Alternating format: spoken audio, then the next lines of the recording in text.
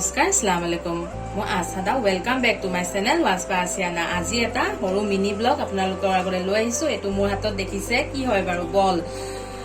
বল নহয় এটো বেল হয় বেল যোনটো আমি শৰবত খাও কিন্তু আজি মই আপোনালোকৰ আগলৈ লৈ আহিছো বেলৰ এটা কেক তাকে সাইজক ৰেচিপিটো ভাল পাব বুলি আশা ৰাখিলো বলক তেন্তে আৰম্ভ কৰো মই বেল লৈছো তিনটা বেল লৈছো আৰু চাকনিৰে চাকি লৈছো আৰু লগত লৈছো 1 কাপ গাখীৰ তাকে ভালকে এখিনি চাকি লওঁ অলপমান লাগিব আমাক এয়া ধুনিয়াকে মই চাকি ললো লগতে এয়া গাখীৰ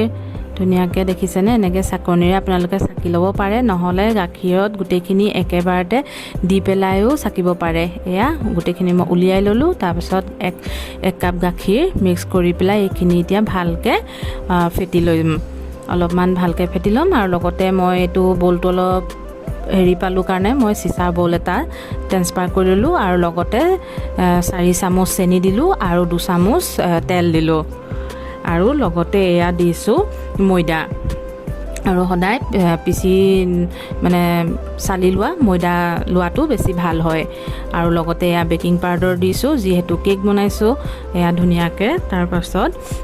ময়দাখিনি আৰু বেকিং পাউডাৰ গুটেখিনি মিক্স কৰি ললো আৰু অকমান ডাঠ হোৱাৰ কাৰণে মই অকমান আৰু গাখীৰ মিলাই দিছো আপোনালোকে যদি ভাবে গাখীৰত নবনাও তেনেহলে পানীটো মিলাব পাৰে তাৰ পিছত মই এটা টিং ললো টিংটোত ধুনিয়াকে কাগজ এখন কাটি পেলাই তেল অকমান দি পেলাই এইখিনি গুটে মিশ্ৰণখিনি তাত ঢালি ললো ঢালি লোৱাৰ পাছত গুটেখিনি অকমান টেপ কৰি ললো এয়া দেখিছেনে ধুনিয়াকে অকমান তেতিয়া মানে তাৰ যোনটো বাবল উঠে হেতু নুহুঠে তাৰ পিছত এয়া লগতে চেৰি কেইটামানো কাটি দিলো দেখিবলৈ কেকটো তেতিয়া ভাল হয় আৰু ধুনিয়াকে এতিয়া কেকটো মই বেক কৰি লওঁ অভেনত সুমুৱাই দিলো তাকে চাওচোন কেনেকুৱা কি ৰিজাল্ট পাওঁ আপোনালোককো দেখাম তাকে আহক লগতে চাম ময়ো চাওঁ কি হয় এয়া ফাইনেল ৰিজাল্ট কেকটো বেয়া হোৱা নাই নিশ্চয় দেখিবলৈ ভালে লাগিছে তেনেহলে যদি ভাল পালে ভিডিওটো চাই লাইক শেয়াৰ কমেন্ট আৰু সাবস্ক্ৰাইব কৰিবলৈ মোৰ চেনেল ওয়াজ বা আসিয়ানা প্লিজ নাপাহৰিব